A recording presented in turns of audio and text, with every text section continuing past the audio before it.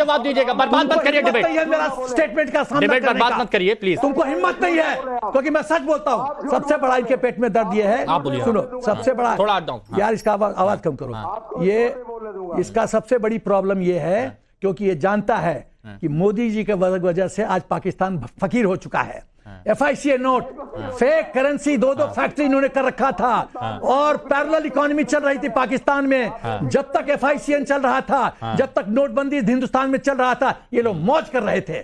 तोड़ दिया मोदी जी ने तुम्हारा इनकम का स्रोत खा दिया, खत्म कर दिया, तुमको बर्बाद कर दिया। मोदी जी ने कहा था ना तुमको भीख मांगोगे कटोरा लेके, वो मोदी जी ने कर दिया। भीख मांग रहे हो, you have no moral right, लेकिन फिर भी नहीं समझते ना, राइट नहीं है तुमको हमारे इलेक्शन में इंटरफेयर करने का। हिंदुस्तान की जनता जनार्दन डिसाइड करेगी। तुम अपना घर तो संभाल लो। देखिए ये पॉइंट बहुत अच्छी। अच्छा एक मिनट सिन्हा साहब एक मिनट, ये बात बहुत अच्छी है कि हमारे देश की जनता जो चाहेगी, हमारे देश की जनता उनको चुनेगी, हमारा देश डिसाइड करेगा। लेकिन जो चर्चाएं चल रही हैं, तुम कौन होते हो इंटरफेयर करने वाले? एक मिनट सिन्हा साहब, ठीक है। कामिल मीर जी जरा ये बताइए, क्या POK को लेकर जो चर्चाएं इस वक्त चल रही हैं और बलूचिस्तान को लेकर जो चर्चाएं चल रही हैं, बलूचिस्तान में तो आप जानते ही हैं कि किस तरह से 2023 की बात UN में मांग की गई थी कि भारत के प्रधानमंत्री इसमें इंटरफेयर करें, तो आपको लगता है कि यह भी एक बड़ी वजह है कि ऐसे बयान दिए जा रहे हैं? डर है POK बलूचिस्तान जाने का? देखें, पाकिस्तान को किसी किस्म का कोई डर नहीं है, ना मोदी सरकार से कोई डर है। फवाद चौधरी का बयान उनका एक इंडिविजुअल बयान था जिसको स्टेट ऑन नहीं करती है। ये एक हकीकत है कि मोदी के दौर में इंडिया ने तरक्की की है, लेकिन साथ साथ ये भी हकीकत है कि इन्हीं के दौर में ह्यूमन राइट्स वायलेशन भी हुई है। एमनेस्टी रिपोर्ट 2023 में क्या हो रहा है, बलूचिस्तान में क्या हो रहा है, सिंध में क्या हो रहा है, की जो ह्यूमन राइट्स 21% हिंदू कहाँ से गायब हो गए? 21% हिंदू कहाँ से पाकिस्तान में गायब हो गए? बताओ। बहुत इंडिपेंडेंस के टाइम कितना हिंदू पॉपुलेशन था? अच्छा सिन्हा साहब आप भी एक मिनट, नैरेटिव लेके ये लोग टीवी पे आ जाता है, खाली झूठ बोलता है ये लोग, फेक नैरेटिव करता है, सिन्हा साहब एक मिनट, खाली बकवास करता है ये लोग, खाली फेक नैरेटिव। सरकार से कोई खतरा नहीं है, मोदी सरकार खतरा है। अच्छा नहीं, मेरे को ये बताइए, नहीं आती तुम्हें, मेरे को ये बताइए कामिल मीर जी, कामिल रात को नींद नहीं आती। एक मिनट कामिल मीर जी जरा ये बता दीजिए, ये बलूचिस्तान और POK में जो हुआ, इसको आप किस तरह से देखते हैं? जो अभी कुछ दिनों पहले कामिल मीर जी जो POK में हुआ, उसे आप कैसे देखते हैं? कामिल मीर जी जो अभी कुछ दिनों पहले POK में हुआ, उसे आप कैसे देखते हैं? वो क्या था? देखिए, POK आपसे नहीं पूछा है मैंने। इन्फ्लेशन के ऊपर एक एहतजाज हुआ था जिसको हुकूमत ने सॉर्ट आउट कर दिया। इससे ज्यादा तो बड़ा कोई इशू नहीं है। लेकिन जो ऑक्युपाइड कश्मीर है, इंडियन कश्मीर, नहीं ये POK में ये जो अभी तक हुआ, ये आपके लिए कोई मसला नहीं है? POK वाला कोई मसला नहीं है आपके लिए? राइट्स नहीं दे रहे उनके। POK में जो हुआ वो आपके लिए कोई मसला नहीं है? हिमांशु एक सेकंड देना, हिमांशु एक सेकंड, मुझे ये कौन इंडिया, आप ये वकील साहब का नाम क्या है? अगर आपने कुछ सवाल करना फिर मैं जवाब दे देता हूँ। हाँ अरे मीर साहब, मैं आपको एजुकेट करना चाहता हूं, नहीं ज्ञान है तो हम लोग से सीख लिया करो। महाराजा हरि सिंह ने 26 अक्टूबर 1947 को इंस्ट्रूमेंट ऑफ एक्सेशन साइन किया। ये प्रॉपर्टी हमारा है, ये इंडियन ऑक्युपाइड कश्मीर नहीं है। तुम्हारा जो तुम्हारा कश्मीर का हिस्सा तुम्हारे पास है वो इलीगल है, गैर कानूनी है, वो हमारा है। एक दिन हम लेंगे इसको, समझे? तो बात, तुम्हारे पास क्या कागजी प्रूफ है कि तुम्हारा प्रॉपर्टी है? बताओ।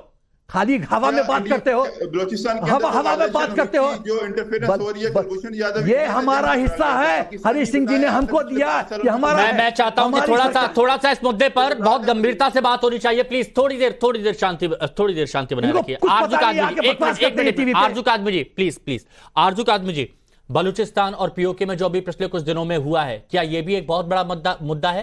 क्योंकि भारत से इंटरफेयर करने की मांग वहां के लोगों में हमने देखा कि भारतीय तिरंगा भी वहां पर फहराया गया है। देखिए, कश्मीर में जो कुछ हुआ वो तो जाहिर है कि अगर उनके राइट्स उनको नहीं दिए जाएंगे, या बलूचिस्तान में जो कुछ होता है वो सभी को मालूम है कि मिसिंग पर्सन्स का इशू भी है, और उसके साथ साथ कई दूसरी चीजें हैं। लेकिन इस वक्त तो KPK, गिलगित-बल्तिस्तान और कई दूसरी जगह पे भी प्रोटेस्ट चल रहे हैं, और यकीनन गवर्नमेंट जो है वो सब कुछ कंट्रोल करने में नाकाम है।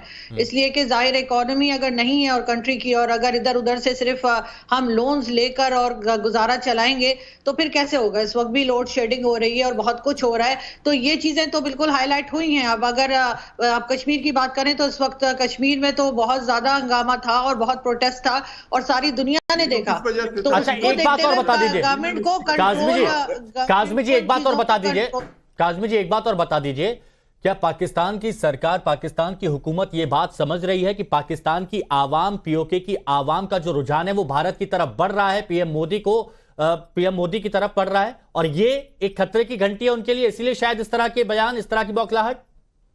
ये आपका देखिए बौखलाहट तो है, जाहिर है कि अगर आपको बॉर्डर के दूसरी तरफ जो कश्मीर है वहां पे डेवलपमेंट नजर आएगी, वहां पे आपको लगेगा कि जी बड़ी बड़ी मीटिंग्स हो रही हैं, चाहे वो G20 की हो या दूसरी हो, और इस तरफ आपको अगर आटे के लिए चेक करवा लो, कौन सा डेवलपमेंट दिखता नहीं है क्या? बहुत इंपॉर्टेंट है, इतने की तरफ तो जाएगा, लेकिन पाकिस्तान को जाहिर इन चीजों के ऊपर सोचना पड़ेगा, पाकिस्तान को उन लोगों को हर वो चीज प्रोवाइड करनी पड़ेगी, वरना हमारे यहाँ बता देना कौन सी डेवलपमेंट हुई है, कौन सी कंपनीज आई हैं, कौन सी बाहर की कंट्रीज ने आके कोई मॉल बना दिया है, कोई रोड बना दी है। जब ऐसा कुछ नहीं करेंगे और अपने ही कश्मीर के लोगों को हम लोग सेकंड क्लास सिटीजन के तौर पर ट्रीट करेंगे तो फिर हमें यही कुछ देखना पड़ेगा। अब बताइए डॉक्टर अहमद, अब इसका जवाब दीजिए। मैं ये कह रहा हूँ, देखिए मैंने आपसे पहले भी अर्ज की, आरजू कोई ऐसा प्रोग्राम नहीं जिसमें हमारे लिए जहर ना उगले, पाकिस्तान के लिए, कश्मीर के लिए, हिंदुस्तान के लिए। वो सच बोलती है काम मिस्टर इरशाद, आपको पेट में दर्द है, वो सच बोलती है, मैं उसके साहस को प्रशंसा करता हूँ, वो सच बोलती है। प्लीज लेके चलते हो, फेक झूठ बोलते हो, आप शर्म आनी चाहिए। सिन्हा साहब प्लीज एक मिनट, मैं चाहता हूँ ये कंप्लीट हो प्लीज, बहुत इंपॉर्टेंट पॉइंट है। हाँ इरशाद अहमद साहब, मैं ये कह रहा हूँ कि कश्मीरी इतना प्यार करते हैं पाकिस्तान से और पाकिस्तान प्यार करता है कश्मीर से। गुड जॉब, सुनिए, गुड जॉब, बहुत बढ़िया, मजाक है, मजा आ गया। सुनिए सेना साहब, सुनिए, अरे आप कह रहे तो मैं आपको बता रहा हूं, राजीव जेटली जी, एक मिनट, डॉक्टर इरशाद अहमद कह रहे हैं कि कश्मीरी इतना प्यार करते हैं पाकिस्तान से कि पाकिस्तानी रेंजर्स को पहाड़ों से फेंक रहे हैं, पाकिस्तानी रेंजर्स को पहाड़ों से फेंक रहे हैं, उनकी गाड़ियां पलट दे रहे हैं, इतनी मोहब्बत करते हैं पाकिस्तान से। आप क्या, अरे झूठ, एक मिनट, आप सुनते नहीं। राजीव जेटली जी प्लीज, अरे आप क्या बयानबाजी कर रहे हैं? हिमांशु, मुझे लगता है मोहब्बत और नफरत में फर्क समझिए। मुझे लगता है कि पाकिस्तान ऑक्यूपाइड कश्मीर, पाकिस्तान ऑक्यूपाइड कश्मीर से कश्मीरी बैठ करके ये देखता है कि सरहद के पार ऐसा कश्मीर मुझे कब मिलेगा, को डाउन करिए, सरहद के पार वाली आजादी मुझे कब मिलेगी, सरहद के पार, उनके हिसाब से सरहद के पार जो इंफ्रास्ट्रक्चर डेवलप हुआ है उसकी कल्पना हम कब करेंगे? अरे हमारे कब एम्स बनेंगे, हमारी कब अच्छी मेडिकल फैसिलिटी होगी, हमारे पास कब अच्छी सड़कें होंगी, कब हमारी ट्रेनें पहाड़ के ऊपर चलना शुरू होंगी? अरे आज तो ऐसे नजारे आपको कश्मीर में देखने को मिलते हैं कि बड़े से बड़े विकसित देश के अंदर चले जाए, डेवलप कंट्री के अंदर, तो उसको भी कंपेयर नहीं कर पाएंगे। आप जिसे स्विट्जरलैंड समझते होंगे या कुछ यूरोप के देश समझते होंगे, वो इंफ्रास्ट्रक्चर भारत के अंदर है। For more of such videos, do like, share and subscribe to ET Now Swadesh.